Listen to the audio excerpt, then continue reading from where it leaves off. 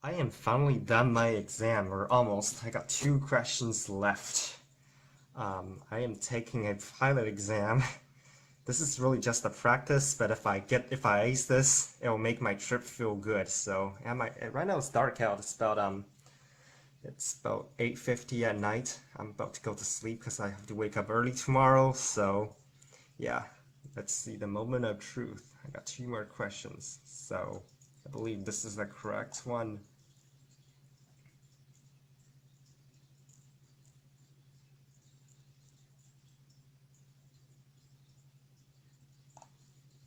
I'm just gonna try and,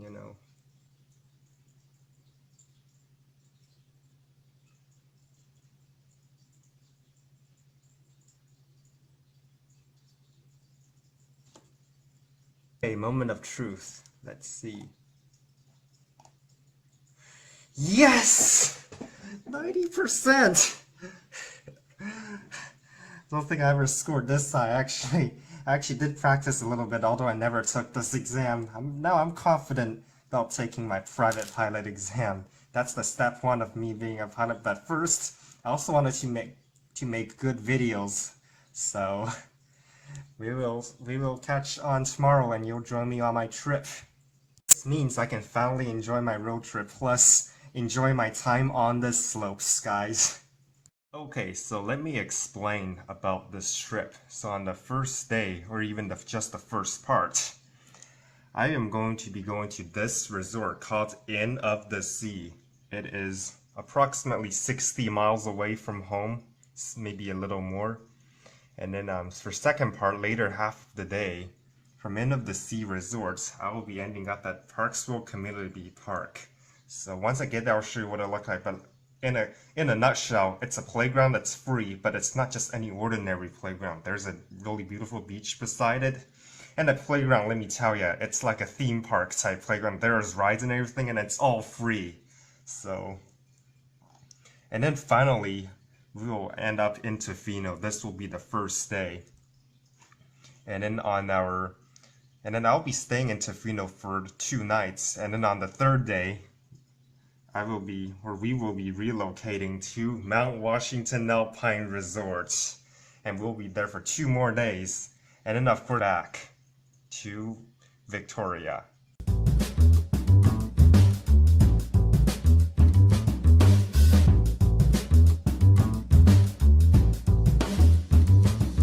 And away we go! And here we go down the road. On the way to Tofino.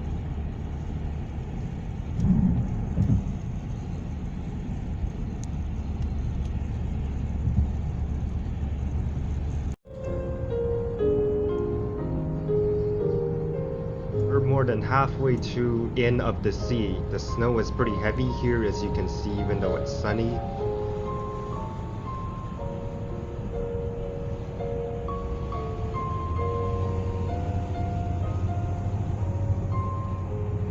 Okay, so I finally made it to the Inn of the Sea Resort, as promised. This is our first stop, or my first stop. There's still snow on the ground. Even though it's beautiful, it's in fact still pretty cold. It is about only a few degrees. I don't know what, but yeah, you see, there's still quite a bit of snow here. So let's take a look at this resort. There's a little utility building, I believe.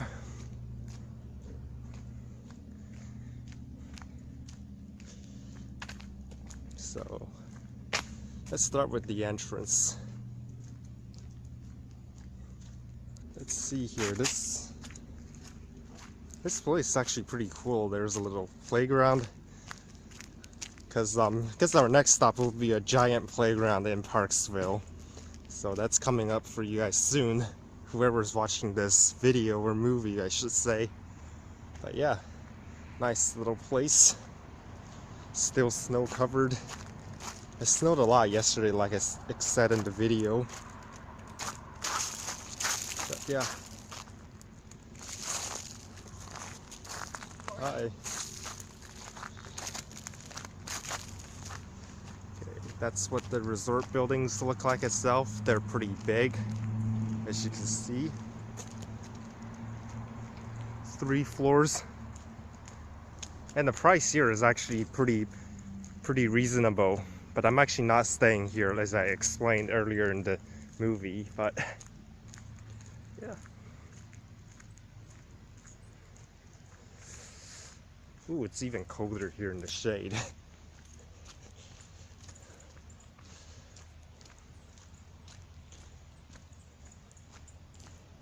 So it's about 55 miles from home. So here's a little map.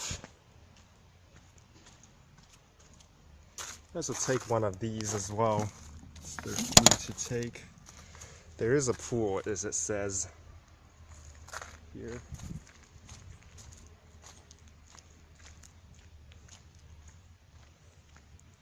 Let's take a look at the water.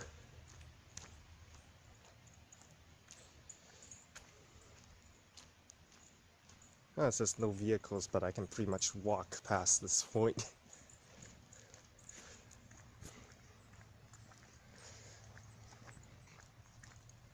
Yep, there's actually pretty big here. There's some more housing, more resort buildings.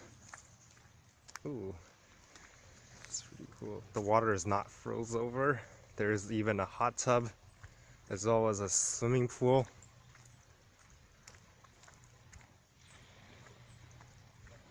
It says pool's not heated. But the pool is actually surprisingly open despite being very cold, and the hot tub is there's actually someone in it. On a cold day like this. So this basically meets where the ocean is.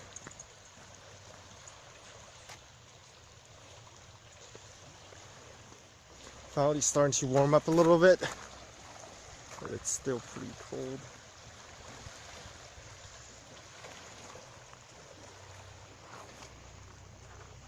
Yeah, that's what the resort looked like. They got sea views, and that's the pool. Okay, so here's more of the buildings. So, okay, here's the mountains in the distance. They look really, really cool. As far as I can zoom in. What a beautiful day it seems. Even all the way over there. But yeah, that's the quick little tour of this resort. So I'll see you at the Parksville playground later, whatever.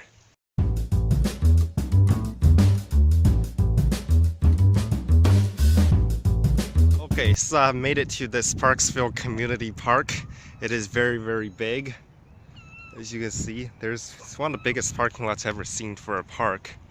It's actually built by the Lions Club, I was told. And yeah, let's take a walk around here. So there's the skate park. Let's go there. Virtually no snow here now. It's all melted. Even though it's only after a day it snowed. There's still a lot on the mountains. Let me zoom up for you. Don't think you can see it. It's a bad camera, but there it is. The skate park. It's pretty cool. Now let's switch directions. Hey, just give you an idea, that's the skate park, and that's all parks. There's a tennis field over there. This is all, and then there's a really huge playground. The playground is actually built by the Lions Club, that's what I was told. But we'll see. Let's see. Here we are at one of the biggest playgrounds I'll ever see in my life. It is indeed built by the Lions, and let me give you a history lesson on this. This playground was actually acquired by this club 30 years ago, as it says here. And then what happened was that they acquired it in a condition of disrepair, and then through donations and maybe other funding, they actually were able to build it up. And then just 2 years ago, they actually expanded this, to as big as what you see today. It is about 300 by 270 yards, so that's very, very big. So, in fact, it's actually a great place to read too, and I'll probably demonstrate later. But first, let's take a look at this lake.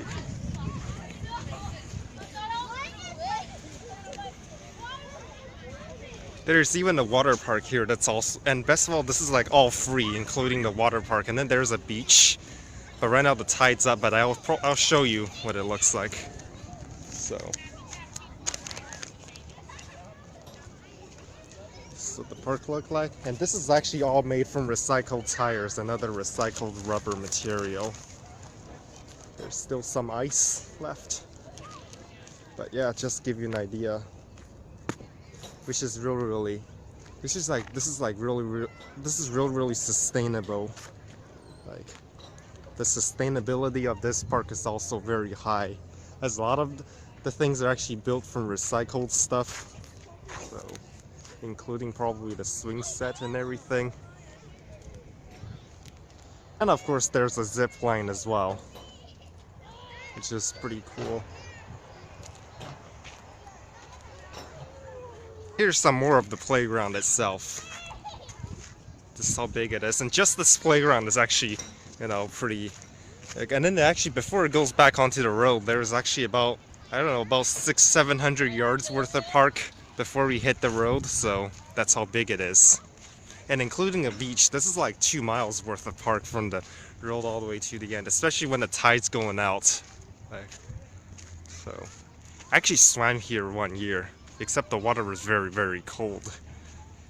Although I do have, although when the tide goes out and it comes back in on a hot day, the water can get really warm from the warm sand that is. Here is the water park. Except right now it's in the winter. It always just snowed yesterday, so there's no point of opening it. But you get an idea. It's not, the water park itself is not very big. Not really. Might as well just be an extra add-on of the playground during the winter time. Some extra exercise fitness equipment over here, on top of an existing playground, on top of a huge parking lot. And guess what? During the summertime, oh, this is actually funded by the same club as the playground, but during the summertime, the parking lot is always full and it actually needs overfilled. That's how much people will come and visit this place. There's an extra stand pit. See, and here's the beach itself, except right now it's all covered in water since the tide's just gone up. But yeah, there's Texada Island. That's the mountains on it.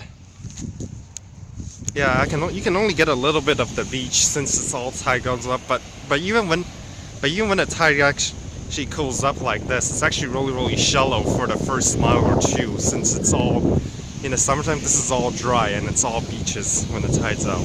You probably see a little bit of that. That's how shallow it is. It's only about a few feet deep at most. If you were to jump in, which I'm not going to do right now since it's freezing.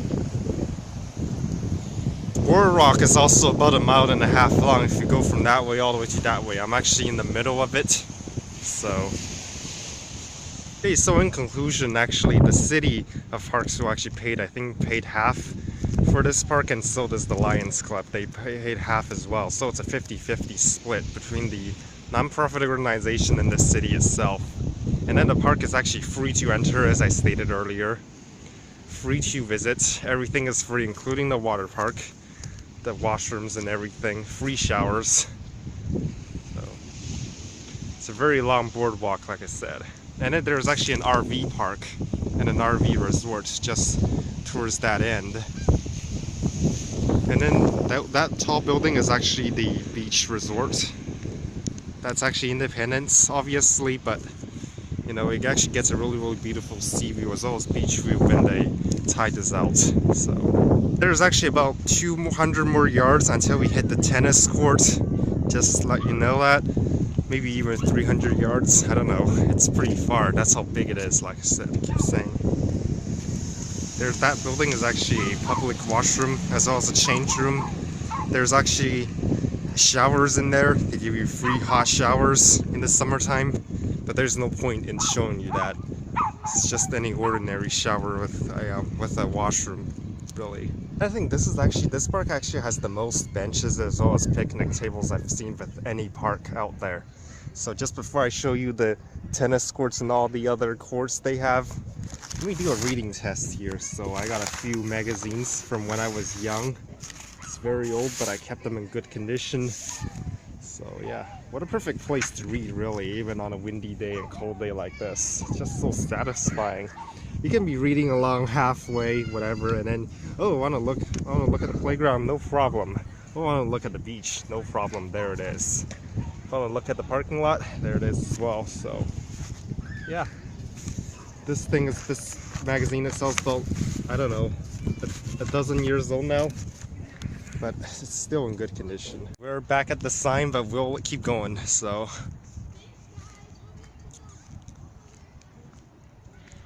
And before we actually go, let's talk about the sign. Why is it called Ventureland? It should be called Adventureland, or even should be called Lions Land.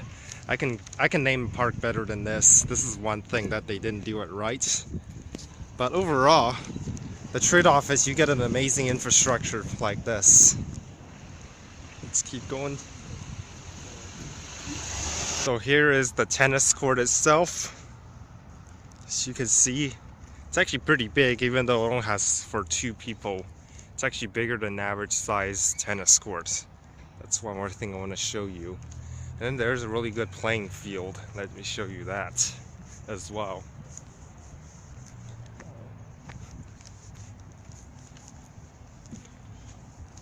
And yet there's still another huge parking lot on top of another huge parking lot on top of another huge parking lot over there. So this shows how car-centric this park is actually built upon. There's still some snow there, incredibly.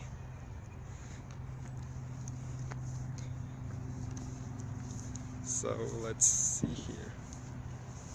Yeah, it's just the soccer field, probably also as well as a football field and some others at this final end. So it is quite big as well.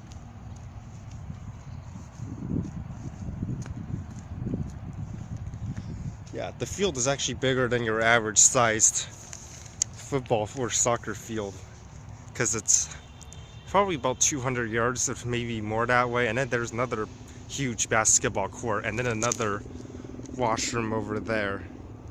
So this is one of the biggest public parks you'll ever encounter, I can guarantee. Someone's tried to build snowman, it's still sticking, but it wasn't very successful. Obviously, it must have snowed a lot here as well.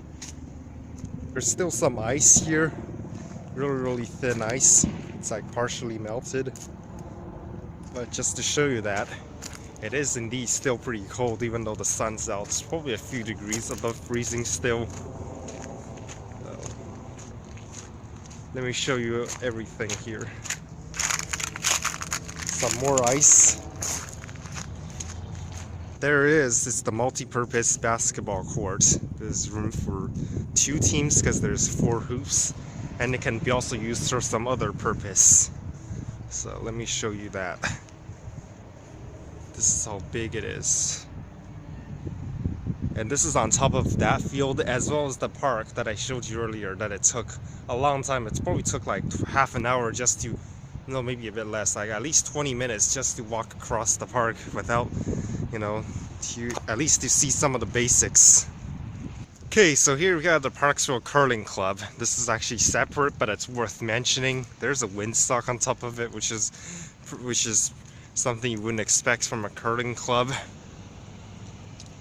Yeah, but this is actually all property of this park. Like, that's how big it is. In case I forgot to show you, that field right next to the skate park is actually another huge parking lot, so. And this is actually a little loop road around this center part of the park. There's another big play area with a big open field. Ooh, someone's left their dog in the car. Whatever, I think, yeah, the driver. Oh yeah, someone's in it, never mind. Should never do this on a hot day, but it's not hot today, it's freezing. So it doesn't really bother me. Last time I was here it was like, I don't know, 90 degrees. and it was perfect. Even I didn't actually go in the playground much last time since I was more beach centric because it was super hot. I was on another trip. It was last summer. But now, you know, there's actually different perspective here in the winter compared to the summer. There's actually more place to play beach ball. That's one thing I definitely forgot to mention, and it's big and long too. Like, this park is like ready for everything, and despite all the huge amounts of parking, it's still not enough, especially during the summer, during touristy season, for all the parking. There are no train service in this town. There's no metro. There's very limited bus lines, so everybody's driving here, and that's what this park is designed for. Except you have to walk a very, very long way if you park that far. And that's what we actually had to do last time when I was here. This is one thing worth mentioning. There's lots of seagulls and geese all over the place. Like hundreds of them just over there. An idea how big this park is. Here it is on a map. There's Parksville itself, the whole town in orange. The park virtually takes about 40% of the entire city. That's how big it is. I am not making this up. Like, that's BRE. And there's actually this sand pit, I figured out what it is. In the summertime they build sand castles here. I remembered. And then they actually don't build them on the beach, they actually build sand sculptures right here, I believe. That's why it's here. But right now it's in the winter, there's nothing, so yeah. Hey, so before we end the tour, right now I'm gonna walk all the way to the end of that road and show you the point show you the RV park as well as the point that gets the mountain view. Because the mountain, I can already see it from here, and the mountains are beautiful, especially in the snow. So okay, so this is something you don't see every day. Apparently crows actually eat dog food. Obviously, this is actually dog food. There's lots of them. They're all attracted to this.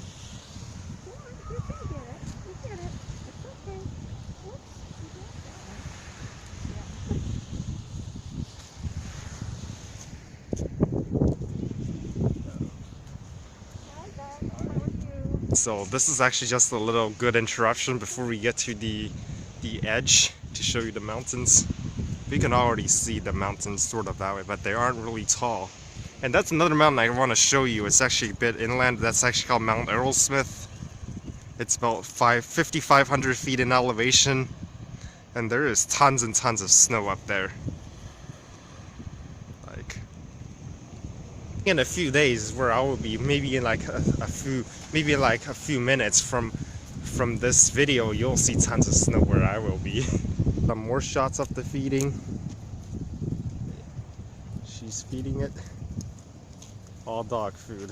They eat it. Just birds eat everything. Virtually.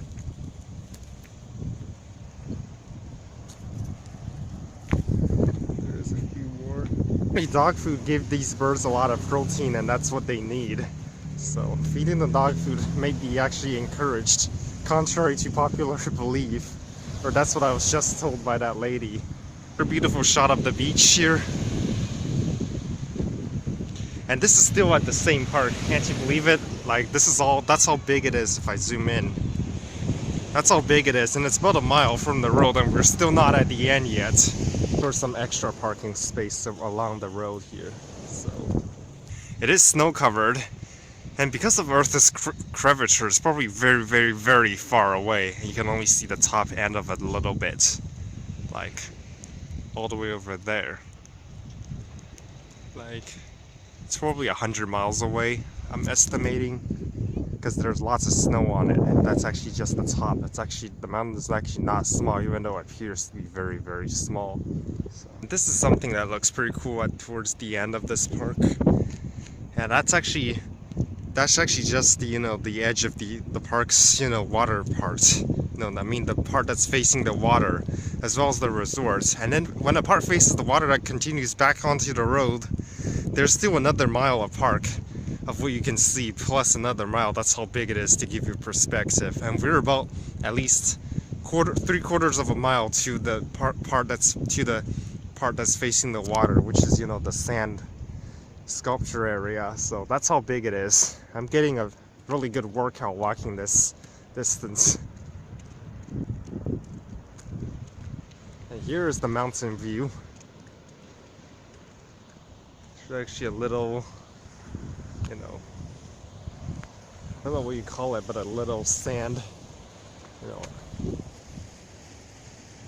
a little sand hump, because you know it's actually really shallow still at this area, and in the summer when the tide is out, it's all connected. A huge beach here. Let's take one more look here. Because the mountains are so beautiful, it's definitely worth showing you guys. But if you guys don't like it, just skip this part. But yeah. The water is really calm today, although there is some waves along the shore. And that's the RV resort with a sea view. And that's actually the mountain with a lot of snow here. That's actually called Mount Garibaldi. It's 7,000 feet high. This is what the mountain view looks like. So that is pretty much it for this video. This is pretty much a more or less of a basic full tour of this park. I didn't go into exact details, but I showed you all of the facilities it has. So we'll continue on to day 2. Actually, actually there will be still some day 1 of the video. I'll probably film some Tofino upon arrival. And yeah, we'll continue on. I think it's worth showing you again. This is Mount Aerosmith, along with a better view here from this viewing angle. Snow-capped and everything. It's actually snow all the way down to the base as well. There's technically still some snow here, it's just that a lot of it's already melted, but there's still some that's in the shade, because the temperature is still low. Here's something cool before I go. This is actually some of the smallest picnic benches I've ever seen. It might also be a game board, like you can play chess here with a beach view in the summer or sea view. One more thing I want to show you is the swings here. This swing has actually got a footrest where you can actually sit here and maybe swing like that, but let me demonstrate. I got a phone in my pocket, so I think you're supposed to, you know, use your foot, but I don't think I'm using it correctly. It's really just a footrest and someone's supposed to push you. Maybe this is for the disabled. If that is, oh yeah, this is actually more for babies, but this actually, there's a footrest, which is weird. You can actually sit on a footrest and swing it like that. I think that's maybe for the disabled, and then of course there's some regular baby swings, and so there's some regular swings, so yeah. Only at last, it's one thing that's also worth mentioning is that not only are these actually made from recycled rubber and recycled tires, but there's actually these humps that looks kind of surprisingly like the sea waves if you look at it from a perspective. And of course some ice that that's temporary, but it makes it look like, you know, some floaties on the water. That's one more thing. I wonder how they make these humps. And of course some sort of like rock type humps as well. There's 2 that is still that's under repairs, I believe, or maybe they're just started to making it. There's the Lions sign again. As you can see. Well, yeah, I gotta get going now. We'll move on to our next stop.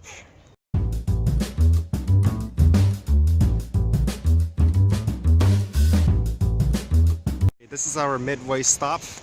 We're more than 3/4 of the way to Tofino. This is the main road. And there's a really beautiful river here. It's warming up a little bit, a few degrees above freezing. There's no more snow left. And looks like someone is also taking a photo there as well. Okay, so this is now day 2. I'm actually just a few hundred, maybe couple thousand feet from my hotel, ready to have my breakfast at this shelter restaurant. I made it to Tofino just fine. The road icing was not a problem. Okay, so I made it back into my hotel. This is it. This is called the Harbor View Hotel here in Tofino. It's reasonably priced. It is, there's free Wi-Fi, free TV. The only downside is that hot water may not work all the time and there is no air conditioning. But then again, we're in the winter, it's freezing outside, who cares about that? Yeah, free Wi-Fi, everything, it's pretty good. And there's even a, you know, little balcony. It says do not shut the door all the way or else we'll lock it. But let's go outside and take a look. There's your ashtray. Even though it's a non-smoking room, they provide you an ashtray just in case if you can't resist but smoke. Here's the harbor view itself. And this is what it looks like just outside the hotel room. I'm at room 203. I'm on the second floor. There's another balcony. And this is the parking lot. The parking lot is a bit run down, as you can see. There's the pavement is kind of worn out, but it's still good in most of the parts. And what do you expect? It's free parking. So let's take a walk down here and show you. Yeah, the stairs are actually coated with anti-slip carpeting type rubber, so you don't slip if it ices over like what it did last night. Here's the parking lot. There's a little trash bin, and there's some more houses nearby, cottages, whatever. And here is the hotel building itself. Here, let me show you the other side. Let me show you the front door. Okay, here you have a little vending machine. It's reasonably priced, only $1 for a can of Coke or whatever drink. They're all $1. So, and it's ice cold, it says. Don't think it's even on since it's already ice cold out today. Please do not enter. Employees only. It's interesting. Here's the hotel check-in office. There it is. Tofino Harbor View Hotel. Here's the front facade. There's actually a little sign here, but yeah. This is just the street that I was just on. Had breakfast just you know, about 3,000, maybe 3,000 feet that way. I walked there obviously. And yeah, nice little place. It's actually, my room is actually mountain view as well, because you can actually see those mountains. They're pretty tall. And surprisingly, they got no snow on it despite snowing the other day. Here. Some local streets. Let's take a look at the backside of the hotel as well. Oh, there's only one parking space here. And there's actually a little open grassy area. It's not very useful, but here's backside of the office and the backside of the hotel, and then my room is basically facing that way. The mountains you can see over there. So yeah, I think it's worth it. I'll give this hotel a 9 out of 10 because it does not have hot water as always. It does, sometimes it works, like half the time hot water works here, but that's the only downside. The room is very clean, or at least it appears to be clean. And the staff is pretty friendly here. They helped us whenever we need it. Yeah, I guess that's it for this hotel tour. Let's move on. Okay, this is the first stop of our day, of our first full day in Tofino, even though it's really day 2 of a trip. This is at the Tofino Long Beach Airport. Let me show you around. There's a few aircrafts. Looks abandoned since it's barely even used. Let's see how close I can get. Since there's a fence, you aren't supposed to get that much close, but let's see here. The runway is gravel. Actually, it's not, it's paved. I mean, part of it's gravel. There's lots of weed and dead grass here. But yeah, just 2 aircrafts parked there, abandoned. And of course, there's some other abandoned airport vehicles, like that one. I don't think the tractor is abandoned. It's for shoveling snow. It's probably one of the least busiest airports in the world. Like, there's no takeoffs or landings here. That's the main terminal building. Actually, maybe that's a storage building. And the weather station is nearby as well, so that's what the runway looks like. Here's something interesting at the airport again.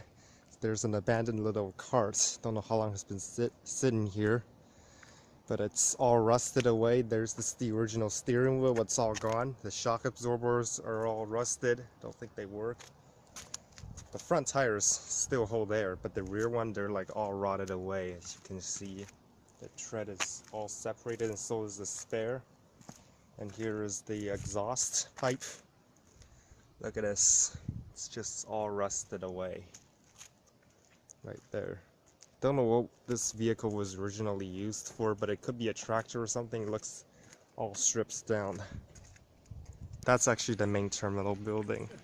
Surprisingly, there's budget car rental here, and there's 5 parking spaces dedicated to them. Even though there are no rental cars here. There's barbed wires because they don't want you to go over. But yeah, there's the other part of the runway as well. Some radar here. There's no tower, or maybe that. I think that's a hangar right there. That's the main terminal building, as I said earlier. Yeah, let's move on to the weather station. Before we move on, this airport only has like 2 destinations. I think it's Vancouver and Victoria. That's the only, maybe a few more, but I don't think it's, maybe like up to 5 destinations within a 500-mile radius. So it's very, very small. And the runway is actually quite short. Like, this is the end of the runway, and then the start, it's probably about 500 yards long. It's not very long. But just if you're curious, this is what the weather station looked like. Let me show you.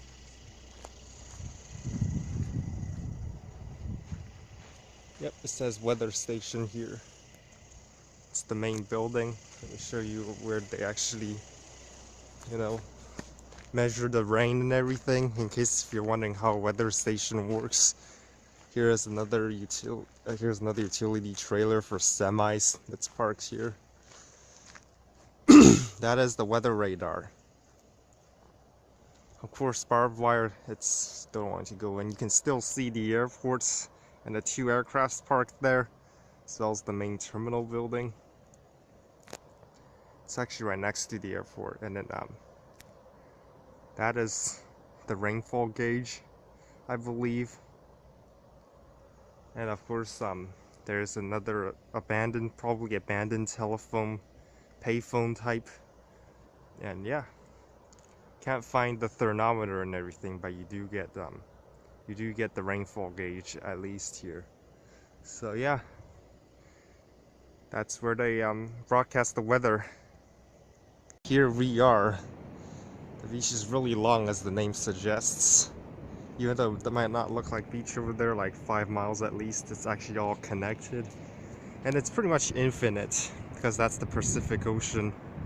There's like no more land or anything. It's like all, like probably the next land is probably all the way to Japan or Asia, if I know geography. Look over there, it's like all beach. And there's a bit of fog coming over. That's how long it is here. Let's see what the water looks like. We're gonna walk a bit nearby. I think the tide is probably out, since when the tide goes up, it should cover the whole beach.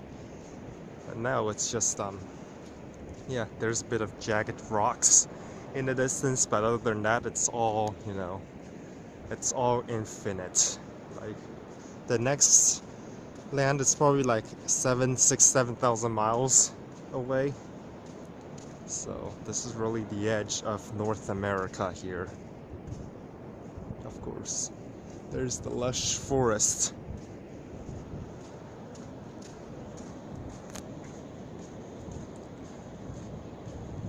The water is surprisingly very shallow here, because this is all flat, and even if you go in, it's probably shallow for the first few 100 feet, which I'm not, because I'm freezing in a jacket, let alone swimming in here. There's we had a bit of a cold wave recently, even though the snow has just melted, the temperature is still low. Like, there's some seagulls.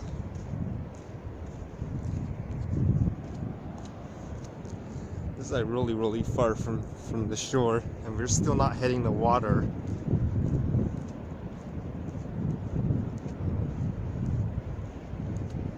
Although we are getting a bit wet.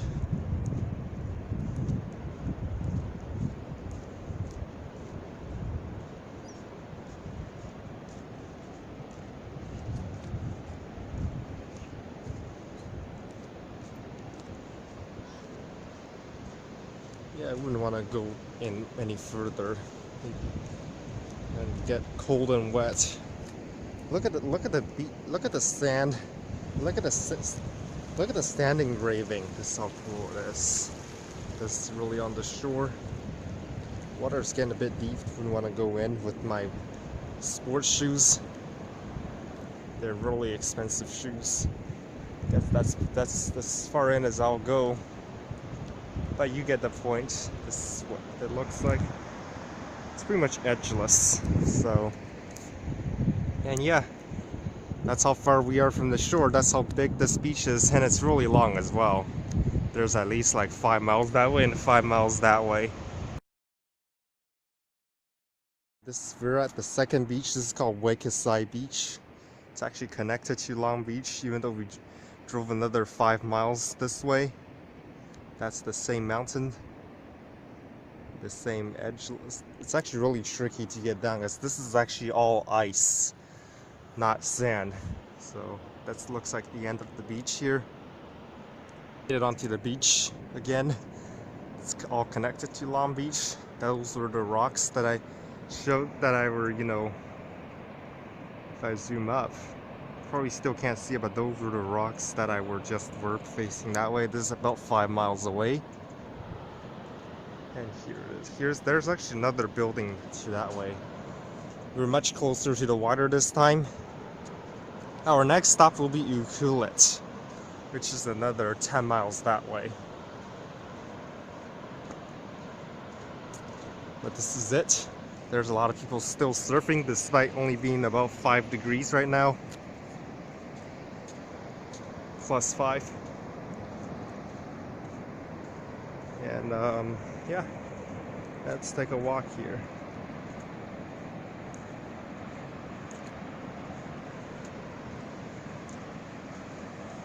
Of course, there's still some water trying to get into my shoes, so we're gonna make this as quick as possible to show you the surfers and the waves here. There's lots of them. Although this camera is water resistant, I wouldn't want to drop it in salt water.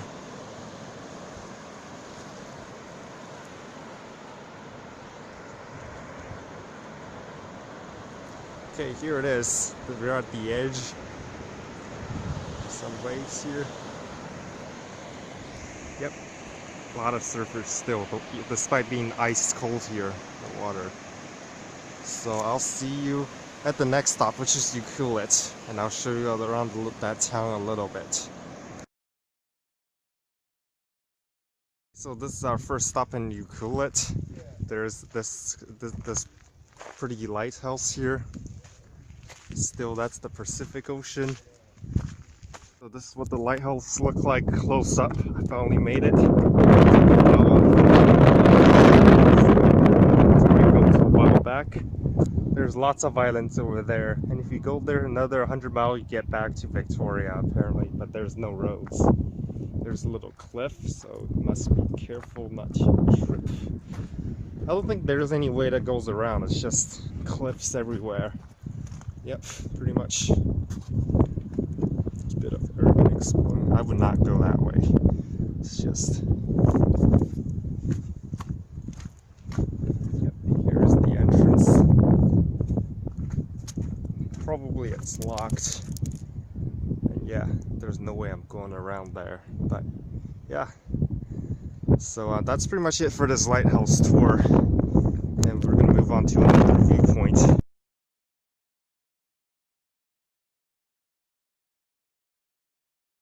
So we've made it here to this dock in Ucluelet. There's the aquarium. It's actually quite small, but it's basically another waterfront.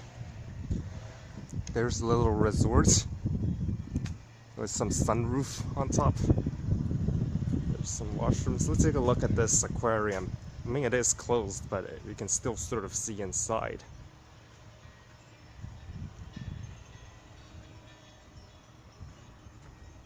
That's just the storage space. But if you look right here, we can sort of see some of the aquarium and everything inside. You know, looks like there's even a little restaurant in there.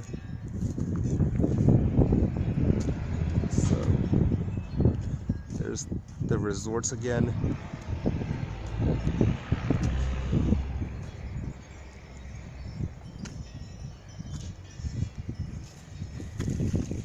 Let's take a look at the main entrance.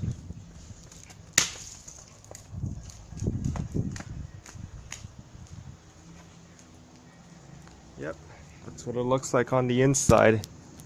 It's just, it looks like it's been renovated or something. Yeah, I'm gonna show you. Okay, let's start the trail here.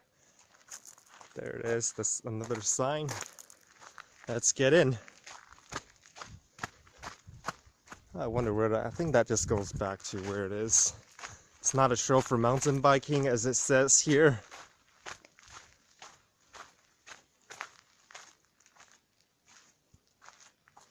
Let's see here. Where should we start? It says that part is only for exit, so this is actually really sketchy. So if I just go a little bit over here and see what it's like.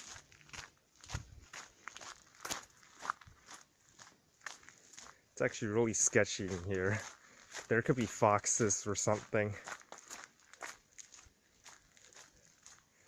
So I'm just going to put this onto time lapse. Okay, so I just took the time to cross to get to this trail. So yeah, this is actually a little bog here. It's pretty cool. It's actually getting pretty narrow as well, but yeah. We're actually in Pacific Rim National Park here. So just to let you know about this, that I hasn't even talked about it throughout the entire day.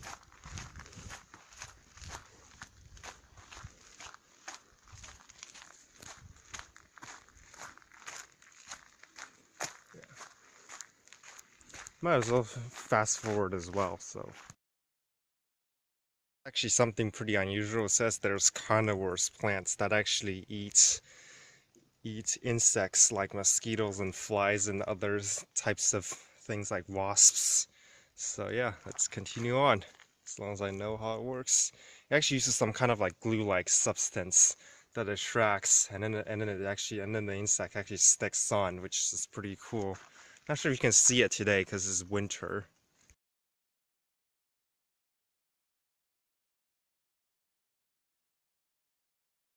This is something interesting. Hammock Islands.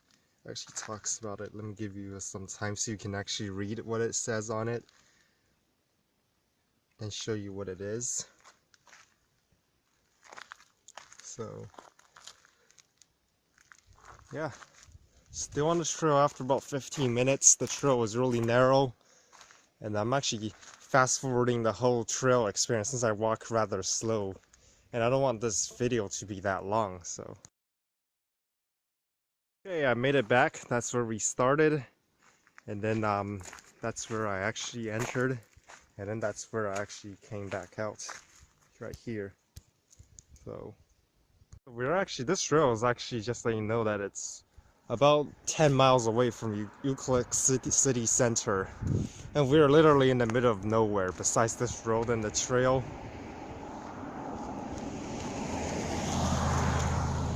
And on top of that very tall mountain, surprisingly, there's actually a radio telescope. Something I want to show you. Okay, so we've made it back to Tofino. This is downtown. You can see the streetlights aren't very bright, but the city nightlife is actually pretty beautiful here. From Ucluelet to Tofino, we were driving about 60 to 70 miles an hour. It takes about 20 minutes. So it's about a 20 to 25 mile journey depending on where you are in the cities. But yeah, this is day number 2, moving on to day number 3. There's actually some more vibrant areas. There's a playground over there, and then there's another shop gallery type bike or scooters here. There's some of the bikes you can rent. Yeah, now we can see better. It is getting cold again. It's like 1 degree right now. Okay, so this is something interesting. It's a very small skating rink. Something good since it's actually not cold enough. So it's actually made of some kind of foam plastic type, but it works with real skates. It reminds me of those ski hills that are actually made of fake grass type plastic. Probably not as real. I mean, it's not cold enough, so that's only a good solution to it.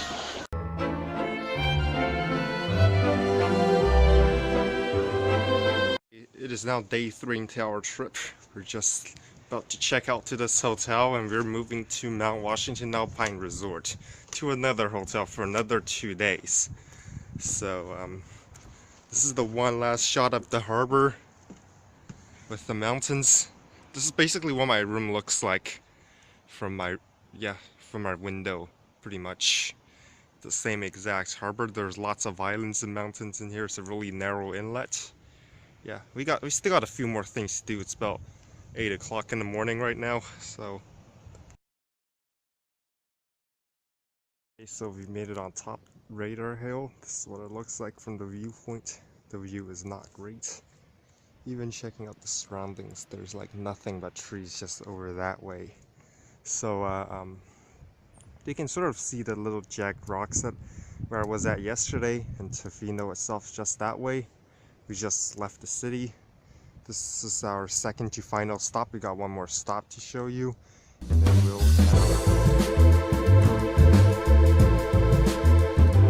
final stop here in Ucluelet. We're on the Pacific Trail. Let's take a look. It's just really an ordinary trail, but there's a bike rack here because you aren't supposed to mountain bike. So at least they provided that, so in case if you do ride your bike here, you can at least have somewhere to park. Let's get started on the trail. I'm actually going to fast forward it, and if I see something interesting, I'll stop.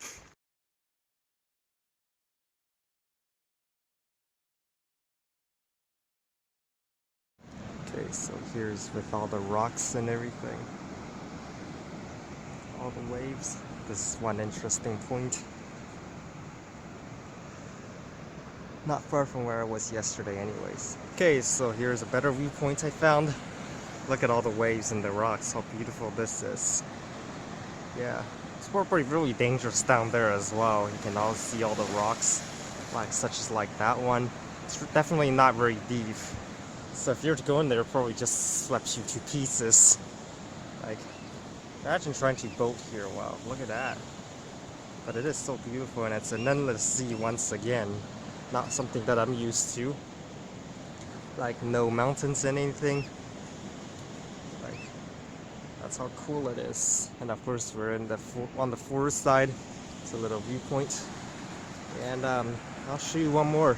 This is our last step in Ucluelet, and then our next stop will be Mount Washington Alpine Resort. This is our final moment here in Ucluelet. So here's one more shot of the waves.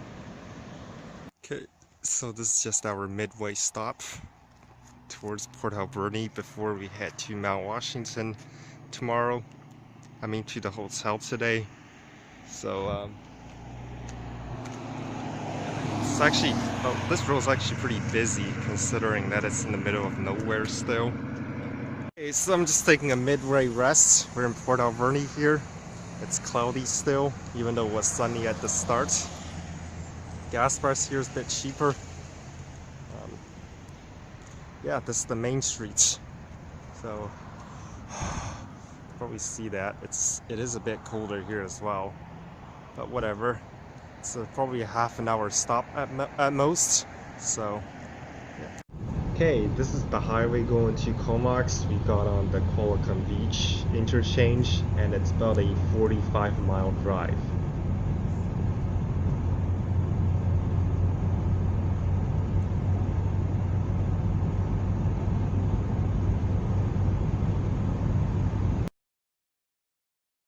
Okay, so we're gonna start with the lobby. I made it to this hotel. Let me show you the outside first.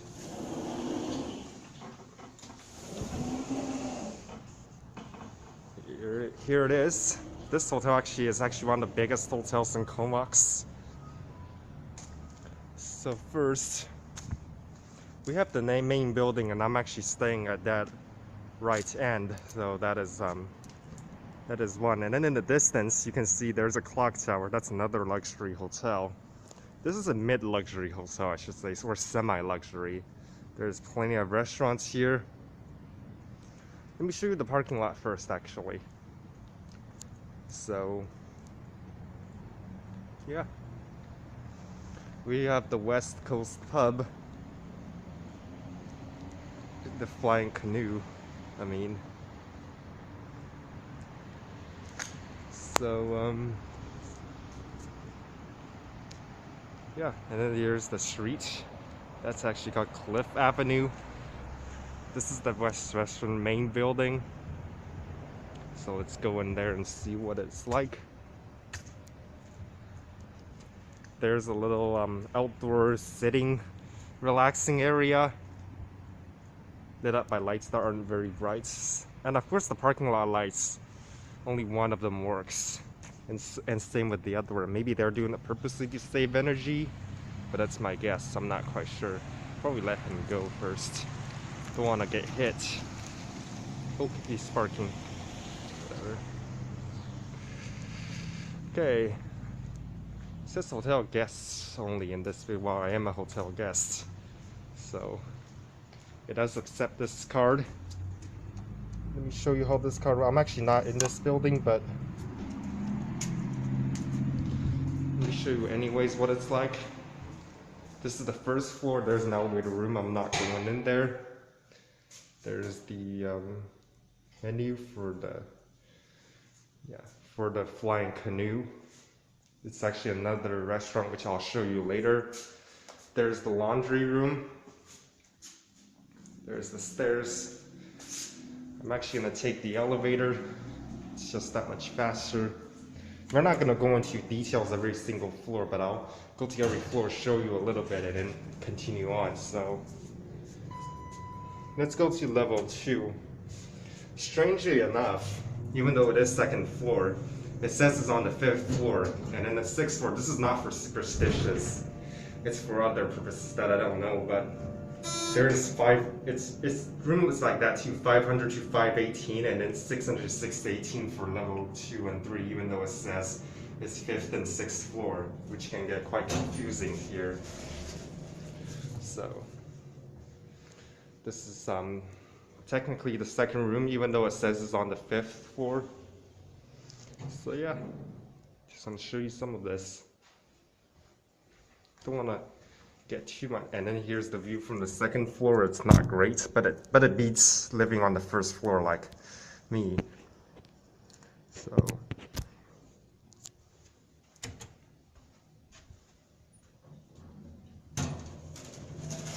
let's go to the 3rd floor, or 6th floor as it says here. Surprising, the card reader is activated, but you don't need to insert your card in there. This is the make of the elevator, and it looks like someone has sort of vandalized it by scratching it up. But I can still read it. It says 6, even though it should say 3, which can get quite confusing. Here's the 3rd floor. As you can see outside, you get a better view here, obviously. Get the view of the parking lot as well. Street view, and Mount Washington is just right there. It's one of those 2 mountains which I'll be at tomorrow. But first, I'm actually gonna walk a little bit on this floor to show you. this is basically the end. There's not much exciting to see, and I assume it's the same on either side. It's just rooms and maybe storage rooms. That's probably it. And here you get a air conditioning vent, even though it's not on. It's just blowing hot air because it's winter. So let's go to the flying canoe. One thing I like about this building is that when you actually exit, it gives you automatic doors. But one thing I don't like is that as soon as you swipe the card, you have to manually pull the door open, which I think it should be done like after you swipe your card, it verifies and the door should also open automatically. Even misleads you a little bit saying that it is an automatic door, but it's only automatic on the inside, as I shall demonstrate right now again. That even after you swipe your card, it doesn't open automatically. You're supposed to open it within 20 seconds, or maybe even less, as I just did. You're supposed to swipe it and then open it in like a few seconds. See, when I'm holding the camera, I actually don't even have enough time. You're supposed to win in like 2 seconds. So this is something that they should improve on. This is the mountainside wing. But other than that, the building environment's very clean. Everything is really nice here. There's the flying canoe. So let's get to it. As you can see. Oh, I think I already showed you that restaurant. Whatever. I'm actually not going to enter since I'm not eating there. I think I already showed it to you before it came. Just happened I forgot, but yeah. Let me show you some of the underground parking. That's how big it is. We parked on this floor. So let's see. It's probably one of the few buildings and few properties in this town that has an underground parking lot. Let me turn on the light so you can see. Yeah, it says you can't have a vehicle higher than 6'8" to enter. And I barely missed. It's not really underground since it actually still opens out that way. It's probably semi-underground. That's what I call it. Here we have some really, really bright lights in here.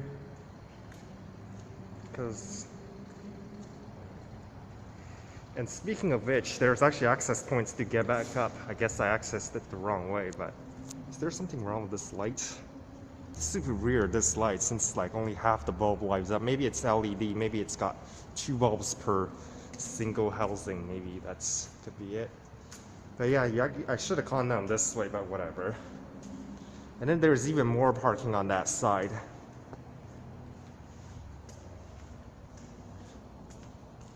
Okay, this is the Riverside Lane. As you can see, even more parking space. There's even a sky bridge, which is pretty cool. Oh, this is actually probably not the hotel property anymore, even though it's connected. This is more like service departments, so I'm not going to enter. There's another restaurant, or maybe it is a restaurant up there. This is the hotel building. Skybridge ones. It reminds me of that Twin Tower at Kuala Lumpur. I mean, they're both same properties, but they're connected by a similar type bridge on the 40th floor, I believe. Let's get back in.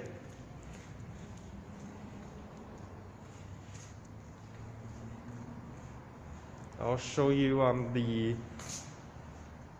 lobby. Let's go for it. Okay, so the lobby is this way, and then I'll show you the pool later. Of course, we've gone downstairs. We got one more set of stairs to walk back up. There's another door. Oh, there's some foul smell here. It smells like detergents. Whatever.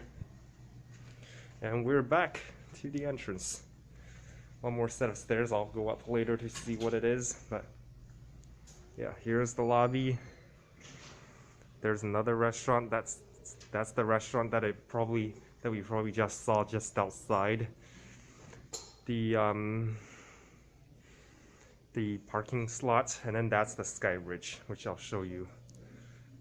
There's quite a bit of restaurants here. Like that's another one.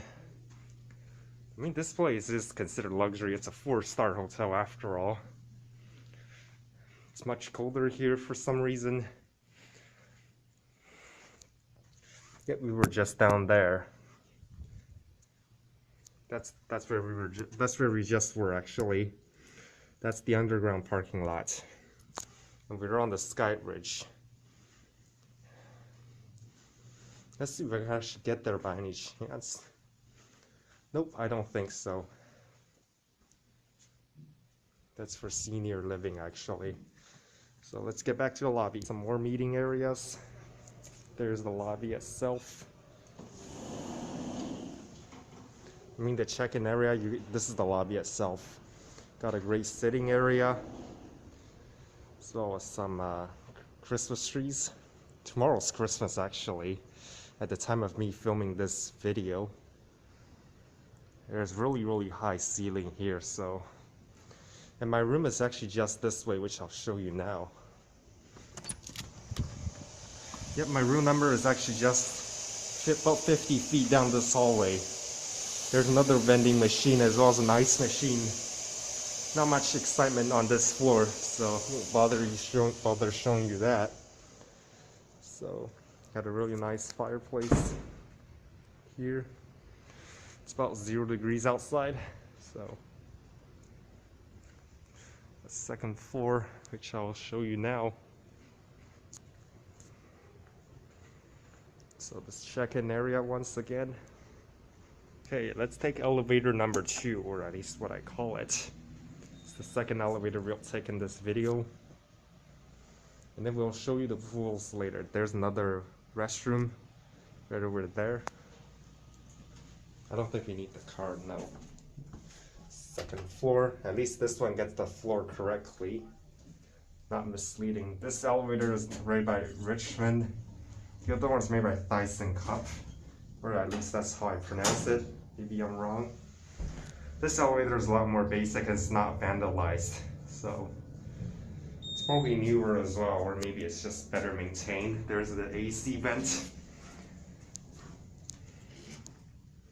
Second floor area. There's even more rooms. Oh, this is where rooms 200 series go. So more rest areas, lots of them here. That's the stairs to walk back down. It's the Comox room. I don't know exactly what it's used for. And there's a coordinate room. I don't exactly know. Maybe they're meeting rooms, or maybe it's just, I have no idea. So here it is.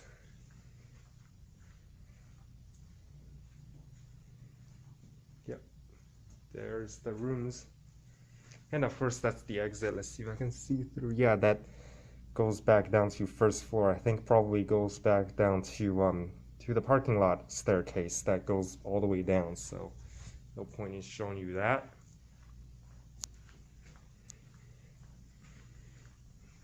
Let's see what it is. Exits to the left, so let's go to the right and see. Oh, that's where we were. That's the elevator. We just made a round. Of course, more guest rooms here. And of course, probably another meeting room, and that's another storage room. Second floor window. Do not exit there, or else the alarm will sound. So there's the room up from the second floor. It's a lot better than even on that third floor for sure. It's actually pretty high up here. Can still barely see the mountains. It's about 5:30 in the evening right now. Let's get back down.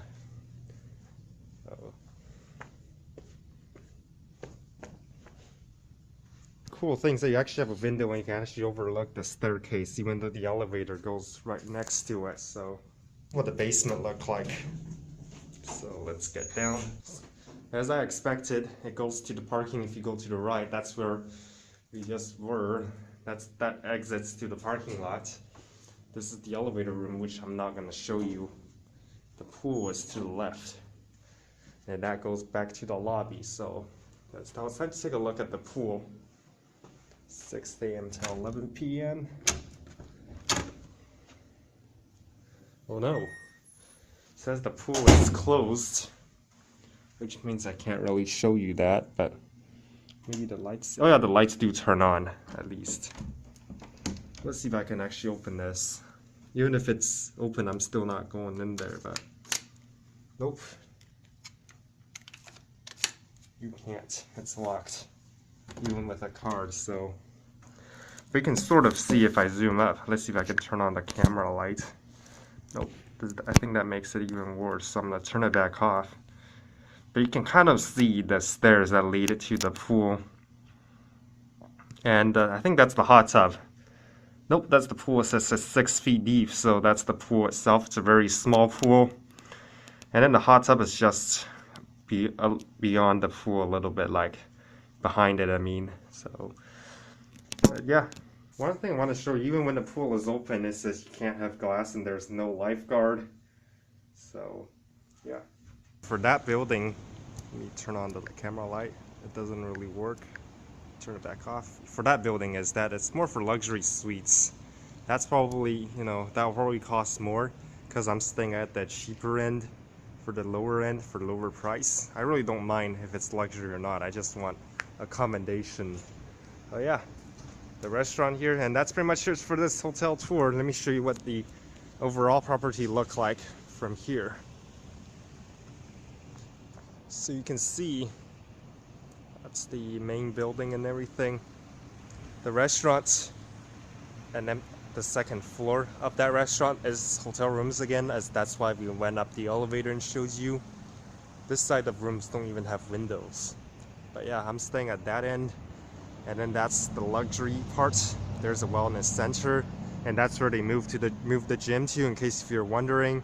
So the pool is closed and so is the gym, but normally the gym is actually on a separate detached building. Okay, so the last thing I want to show you here is that this chalk place, there's actually some pool tables in there and other kinds of, yeah, it is actually a bar with pool tables and things in there.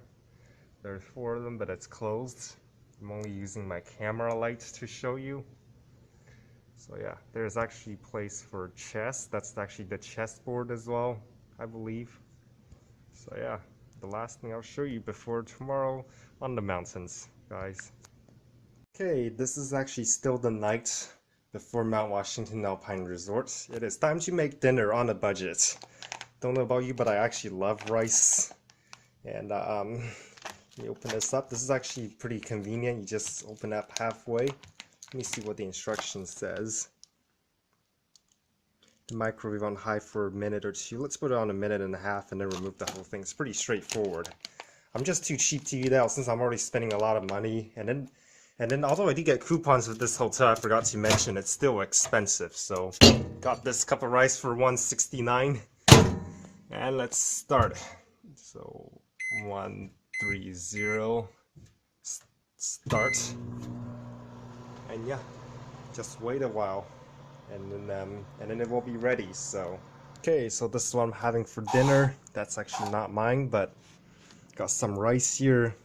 This is actually I actually tasted. It's actually tasting pretty good, even though it's not as good as the rice that comes out of that Panasonic rice cooker. I made a video about a year ago, but still it tastes really good. It's actually close to the level of that rice cooker.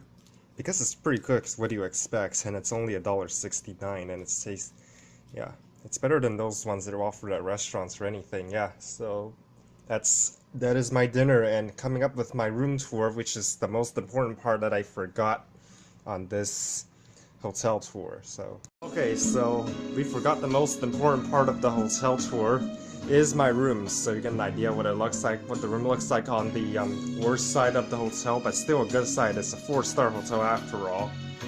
I have my music playing through the speaker provided by the hotel. It's also an alarm clock with an FM AM radio. There's no Bluetooth, but it does have an iPod dock. And then of course my phone is connected via an aux port, and then it's charging with this lamp. As you can see, the lamp also has an outlet on it. There's a drawer there. It's a two queen bed room. Get a picture. Also get a balcony. So let's take a look. You also get an air conditioning and heating, which the heat's on right now. So let me show you the balcony.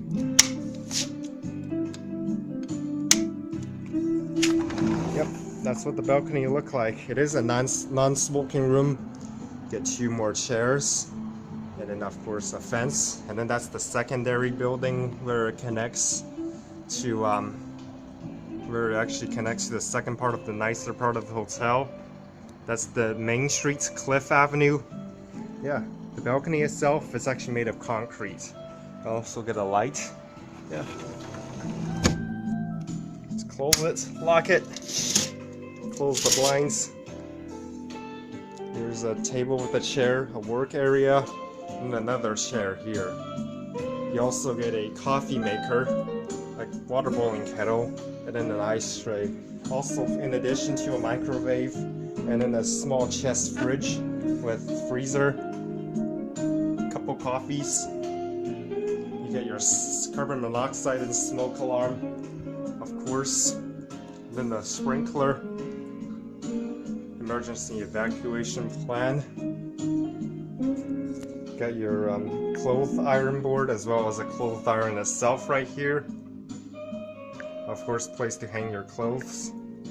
Storage area, a mirror.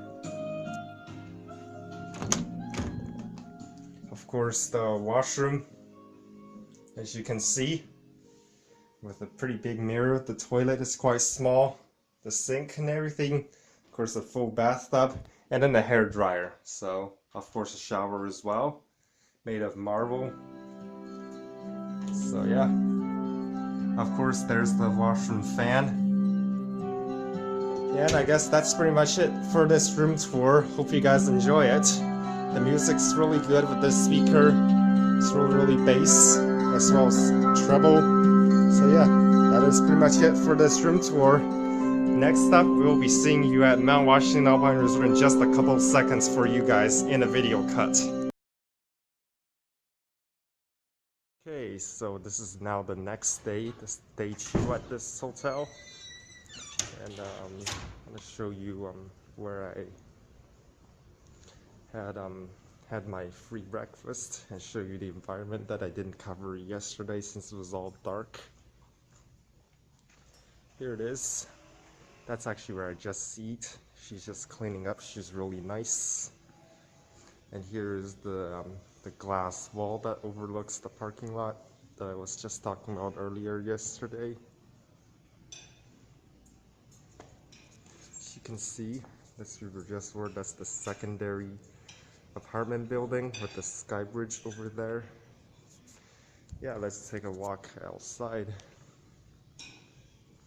Yes, that's actually what Mount Washington looked like, in fact. And that's where I'll be at in about an hour, so yeah.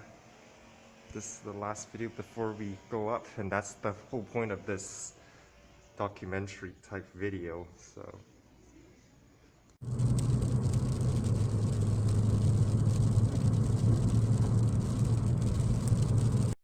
This is actually the start of the drive up to Mount Washington Alpine Resort. It may look clear and safe at the bottom, but once you get to the top, it's very different conditions, even though there's only about a 3,000 feet in change in elevation. So let me show you that and fast forward.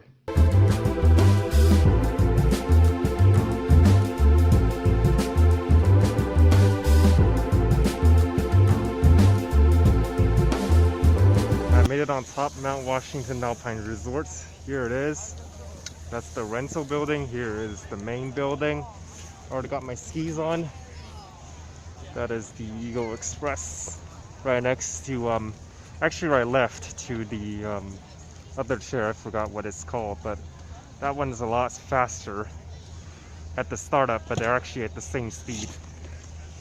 We're gonna go that way first. We're gonna go to the Hawk Express first to show you what it's like. So we're gonna go on all the main trails. I'm not gonna show you the magic carpet since if you want to see it, I have a video from years earlier. It's called My Ski Trip 2017. and of course my channel name, you'll find it. So first, we're gonna go on this trail here.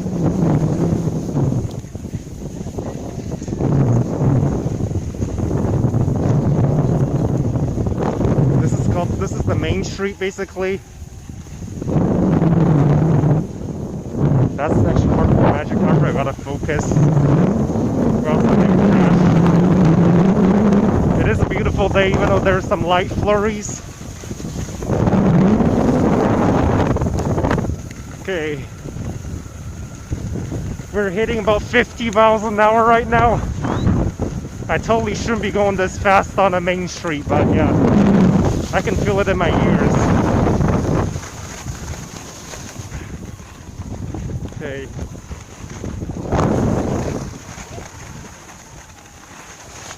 So there's some lineup, which I'm not going to show you. It's just long and boring. But once I got on a share, I'm going to put this, I'm going to explain a little bit and put on fast forward. After about 5 minutes, barely made it onto the Hawk Express. It's 6 people, even though there's only 2 of us on it at this moment. There's the magic carpet once again. That's what it looks like at the base. As you can see, you might be able to see it, but that's the Eagle Express. There's actually no link on this part, but there is a link to the sunrise share. You just can't see it. But that's where I was at 3 years ago, practicing on that hill.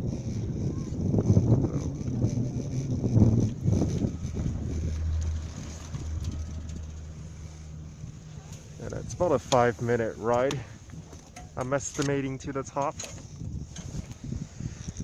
Look at the view, it's just gorgeous. And look at the lineup, you can see it from this far away. There's another lower parking lot. And that house type building, that's actually a washroom. So there's another hotel building over there. As you can see. And I'll restart the video once I get to the top. I'll show you one more shot. Okay. That's actually the summit, actually. So it's a perfect day. It's not sunny. I don't have to wear my goggles, and it's not snowing, which I don't have to get wet. And you can actually see that's the main building right there. We were just there. So yeah, we're probably about 300 feet above ground level. I mean, ground level is that parking lot. We're probably only about 60 feet above the snow line, maybe a bit lower since we're, coming up to this hump. But the highest part gets to about 80-90 feet, which is just that way. So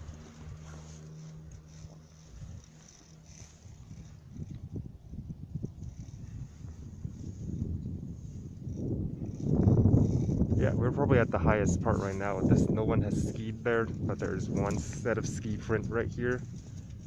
It's like pretty fresh. It must have snowed a lot last night up here. I can tell. This is the highest point, so but we're slightly above the tree line. So yeah, I'll restart once we get to the top. Okay, here we are, disembarking.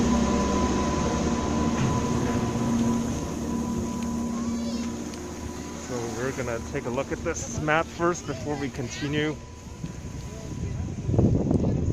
Go down the Sunset Express back to the location so we can go up again, and I'm gonna so I can show you the other trail called Reverse Traverse that gets back to the headquarters, and then we'll actually move on to the Eagle. So let's start with the Sunset.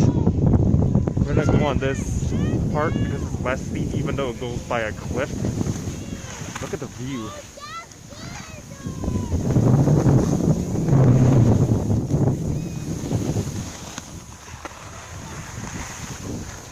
This is pretty dangerous actually, even though it's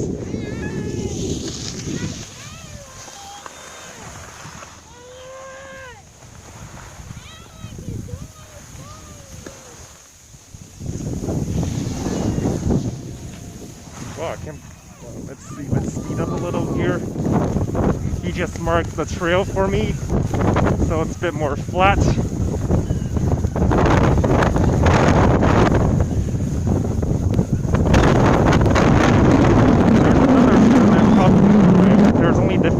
miles up there, so if you're a beginner, do not go up there. There's the exit for reverse traverse, which we're gonna miss for the sunset. No pun intended, but yeah, we're gonna miss that trail. There's another one that's kind of hidden.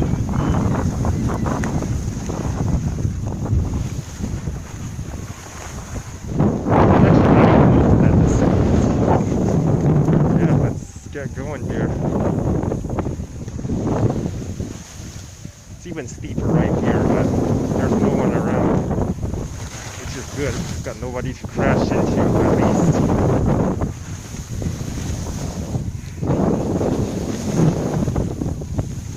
Better keep a steady speed.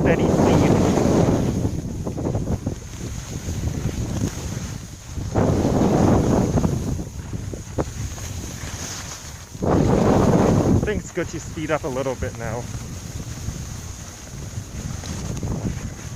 Hey, let me hit 7. Let's see if I can hit 60, 70 miles an hour.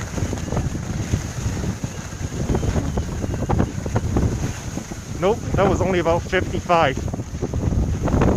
So we got more chance.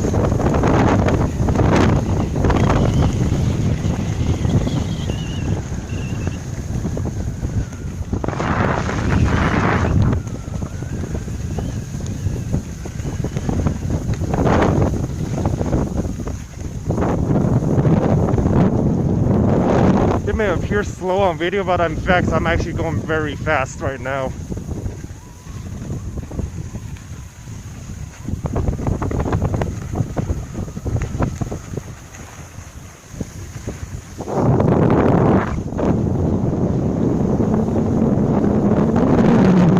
Guys, I'll take the right exit since I don't even know where that goes to. It's too flat. So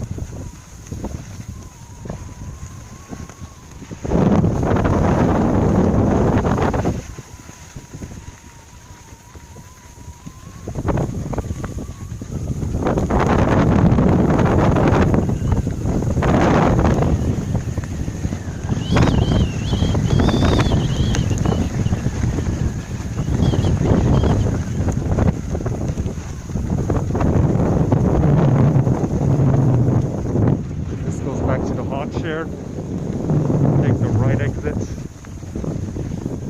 so we can merge a bit later.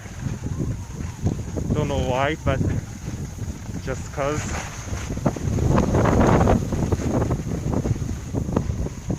Here it is.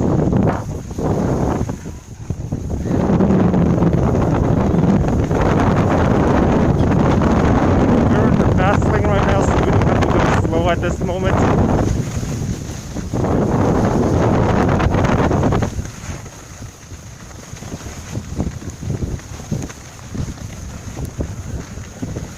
Okay, let's see if I can actually hit 65. Yeah, that's 65 miles an hour on a green lane. Holy, that's like a roller coaster.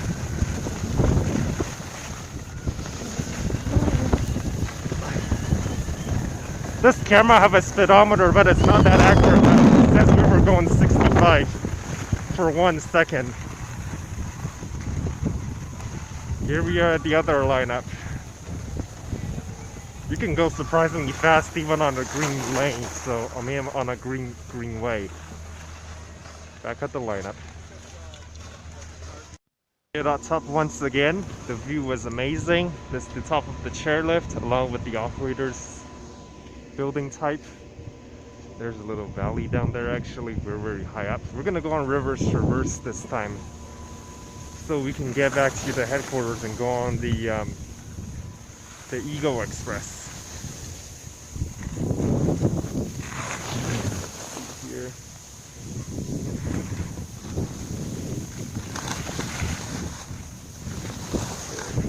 This is actually the tricky part to merge, but there isn't that much.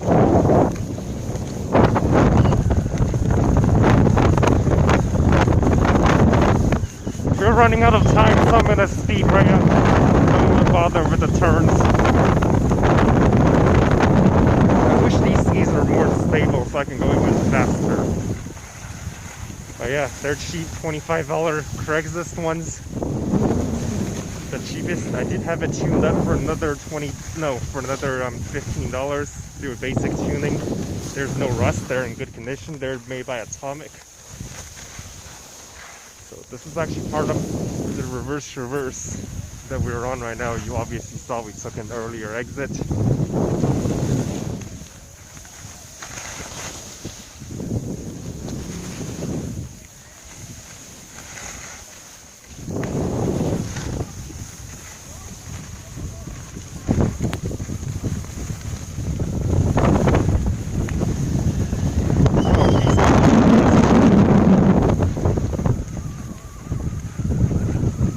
Of course, you can actually get back down to the Chandelier, but we're going onto the left side to back to reverse. There's another intersection. So it's actually one of the least busiest trails, even though it's the only trail that gets back. I guess all trails are not busy, just the lifts are.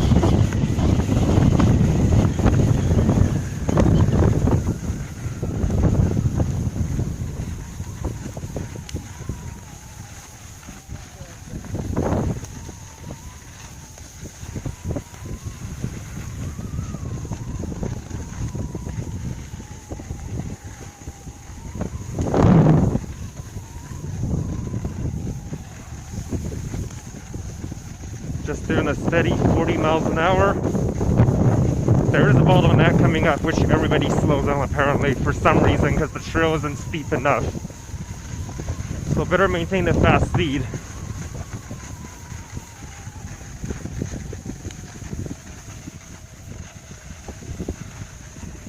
Yep. See, we're obviously slowing down even though I try to maintain the fast speed. When the weather is bad, you actually slow way down here since it's actually so not steep, but this time we were pretty lucky.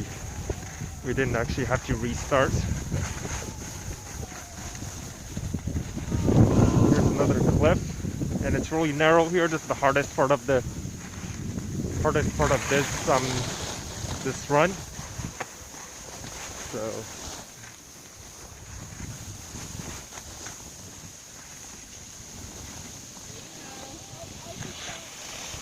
he's causing a bit of traffic backup, but I'm gonna bypass him.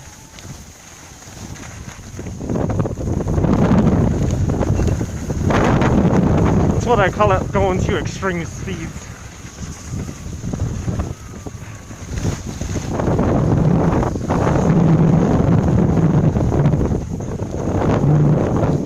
Everybody's fine. Didn't hit him.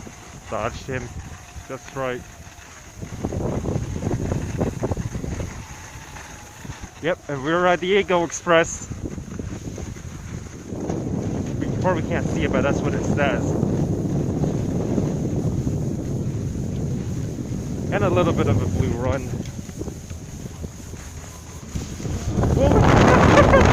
That was just that was an 85-degree drop, almost a 90-degree drop. I actually almost lost control because something got loose, but I just tightened it. It's all good. I did not scream for fun, actually. There's something loose. So there's the Eagle Corrects, and that's what it looks like. That's actually the Whiskey Jack. As I didn't mention earlier, there's another hotel building.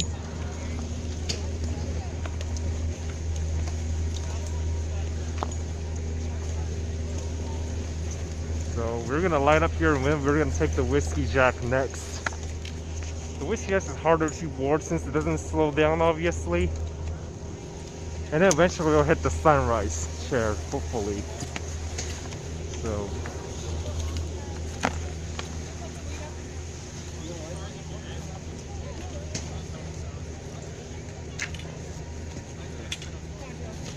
past the RFID gates.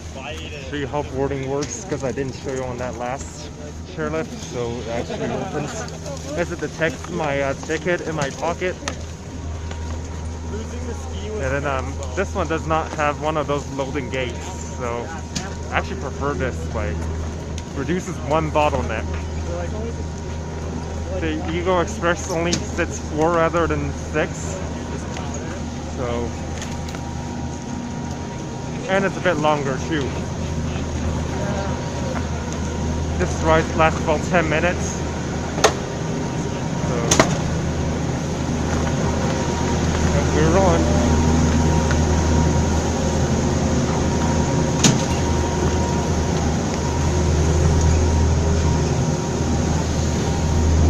And off we take.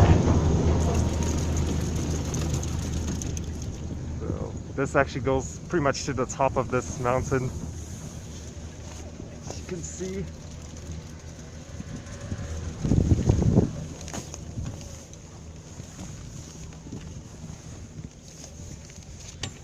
Yep, you can actually see the main building back there. It's actually about the same height clearance below as the other one. You just can't see it from this angle. It's funny how they have to have 2 of them right next to each other even though they go to the same destination. 2 lifts. It's just more difficult up here. The easiest run is a blue run, just to let you know. So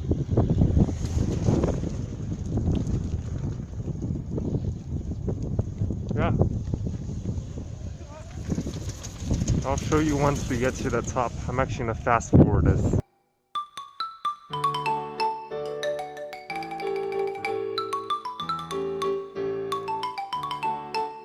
I actually have to stop midway to show you the view because it's so worth it. Just look at this. That's the main building. You can see the parking lot as well as the road that leads up to the mountain. We're so high up here. And we're actually not even at the top here, obviously. But then if you go any higher, you actually can't see them anymore. But yeah, let's just show you this. And yeah, I'll start the video once we get to the top again. You can actually see a little glacier over there. An ice lake, I think, right there. This is just super duper tall, and it's super windy up here too.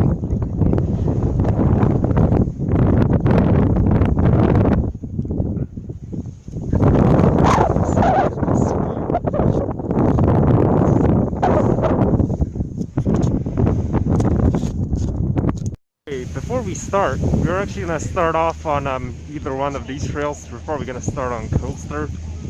Yeah, we will. And check out the view here. It's just so beautiful.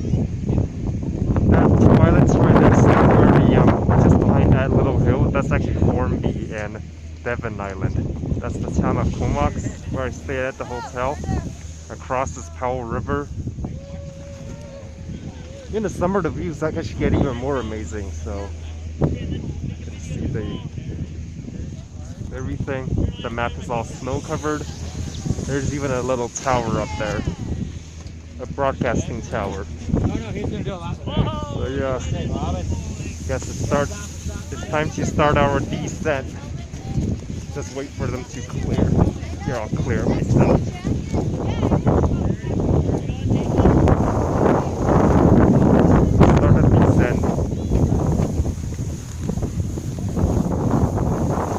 Super cool down up here, let me tell you. Yep, it says easiest way down. Or I believe it's this way, so let's go this way.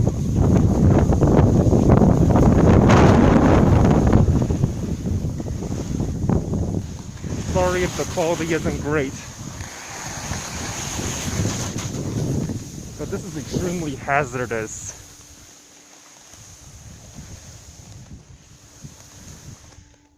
That's even harder actually, even though it looks easier at the start. But just to show you the view is all paid off and worth it. So.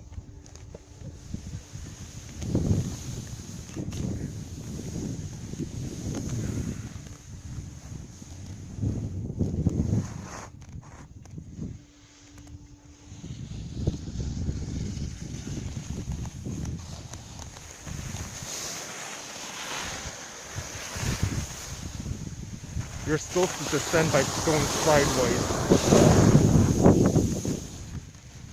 It's just easier this way.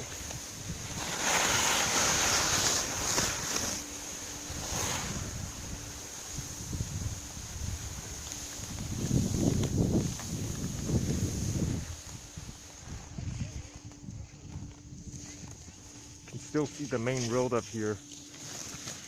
We'll let them pass.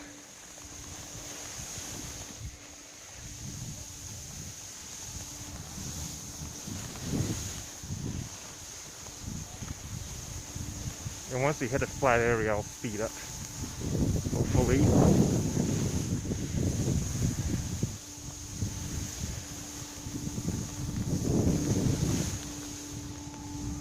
Oh, that's actually the end of Whiskey Jack. So let's go that way.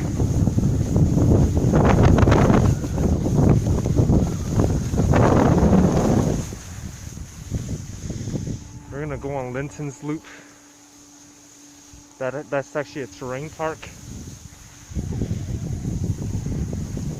So yeah.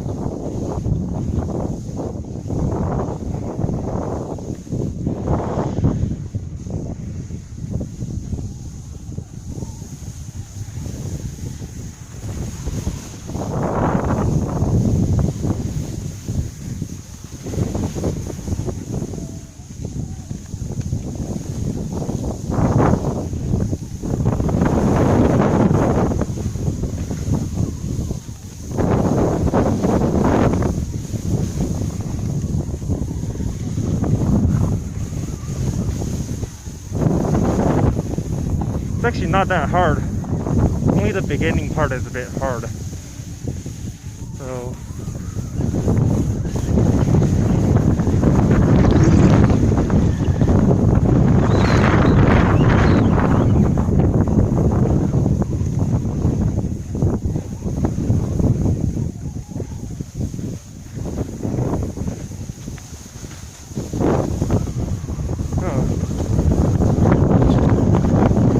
we're up here, we're probably gonna go to let's go to Sunrise. We have Phantasmic.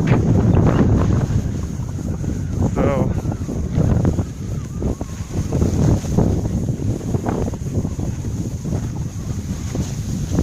it's getting narrow, better slow down a little bit here.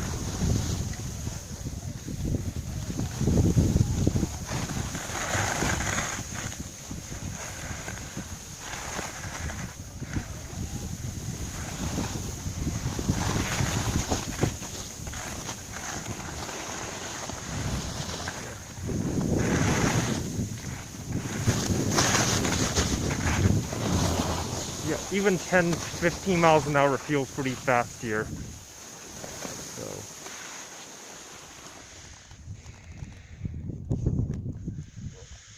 might as well take a break here.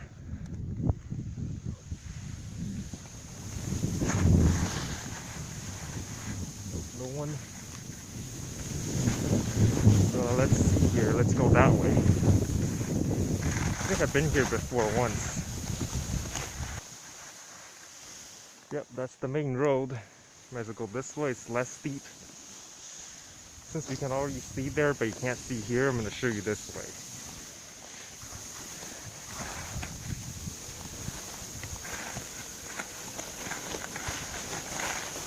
We're on speed control right now, so I'm not going to go too fast.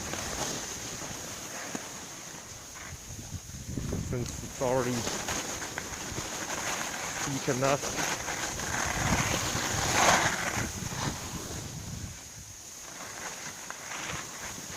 Yep, that's the sunrise share for you guys.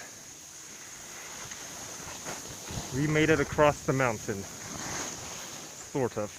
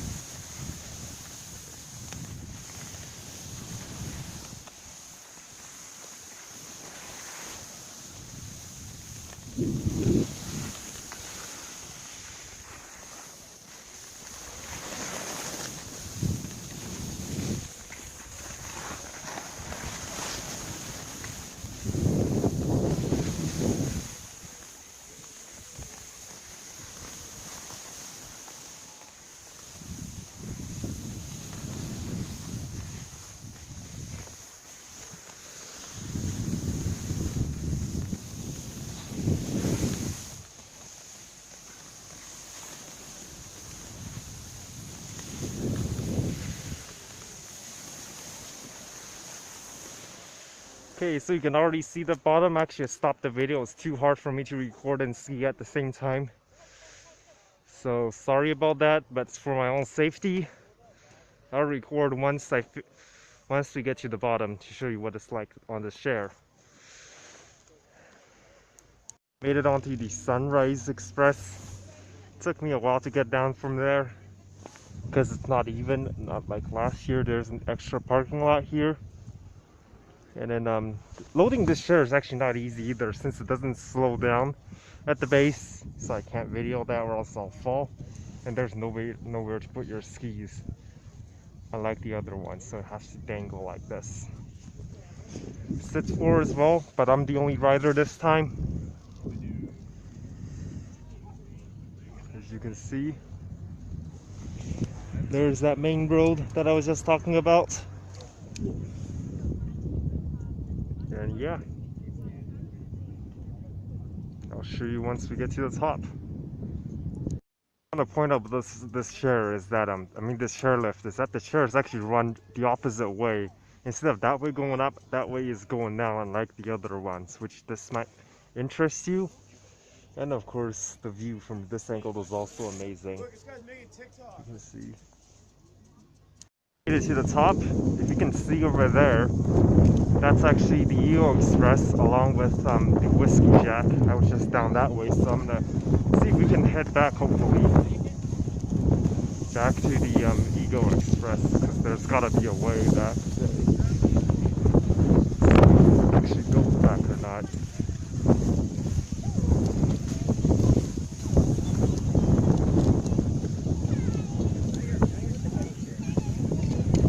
I don't know where to go. Well, we're gonna go in that general direction and see. But yeah, this place is such a beautiful place. Almost the happiest place too, probably. So. Yeah. Wow. It's pretty steep here, so. I think there's a way not to go back up, but there's a way to get back to the base, since virtually it's impossible to get back to the base. Not me to get back to the top.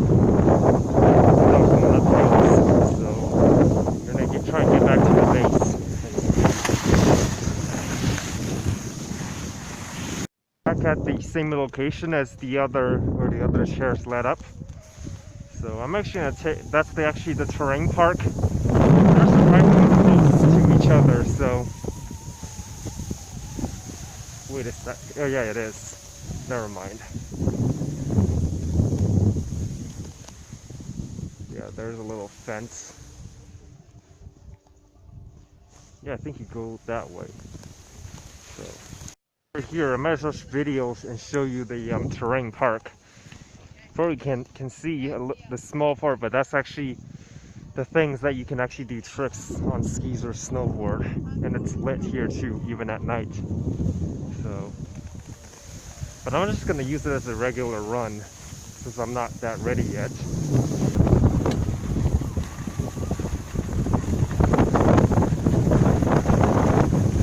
Let's take the Whiskey Jack this time.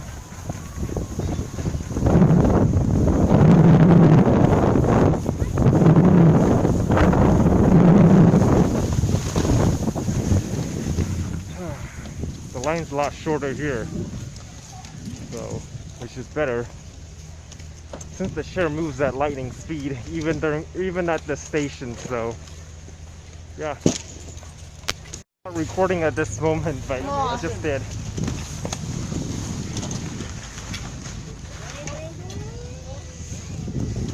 Let's go, man. Yep. There you go. All the way up. Keep going, keep going. Yeah, I am. Guys, this is what it's like to load the Whiskey Jack without slowing down. Just had it on video. Yeah. Yeah.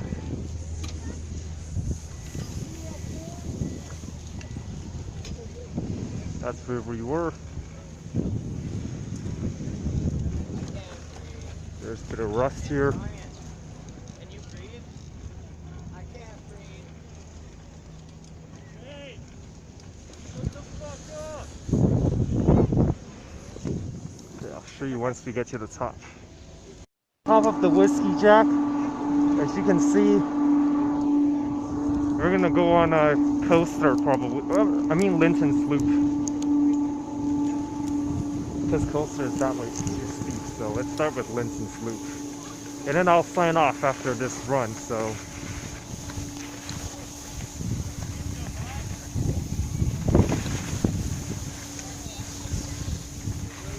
That's the terrain park. We're bypassing it. And that's where we got to the sunrise share to the right. So we're gonna go, no, I mean to the left. So we're gonna go to the right.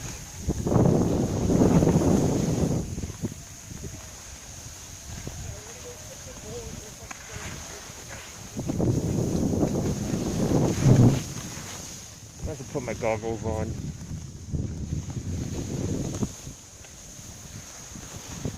You know what? I might as well leave it off.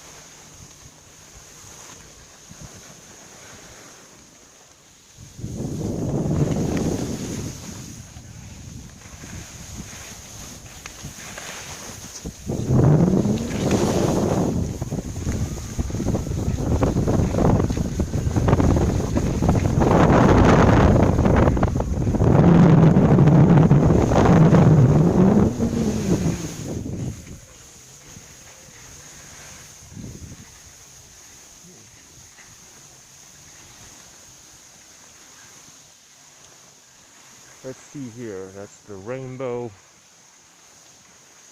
Let's go that way. Yeah, I think, yeah, it is a blue run, if I'm not mistaken. Yep, it is. At least I can do the blue runs on camera, as I can do the black runs without video. Since filming holding a 2-pound camera makes it this much harder. You go. My favorite. That actually goes to sunrise share as well, so we're gonna go to the right.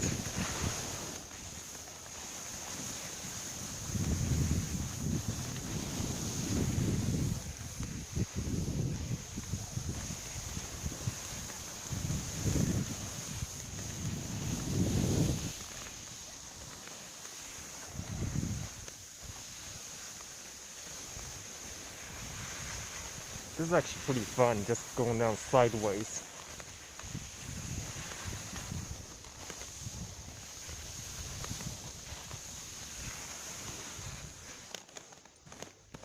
It is actually starting to snow a little bit now. As you can see, even though the sun is also barely out, it's barely snowing too.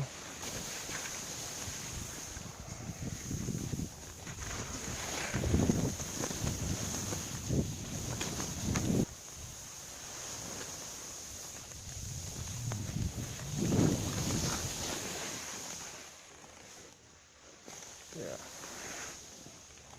I mean, once we get to the bottom, we can speed up since I don't see any bumps once we're down there. Absolutely hate bumps. They just impede the direction and everything. They slow you down and then they trip you over if you don't know how to handle them.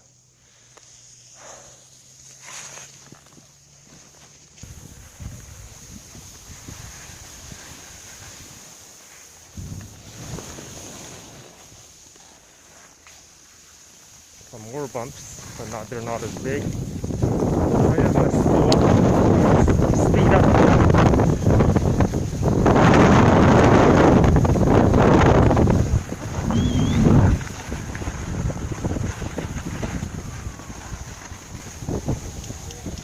And we're back at the headquarters, guys. It is now time to say goodbye to this mountain. It's about 4 o'clock in the afternoon. I'll change back.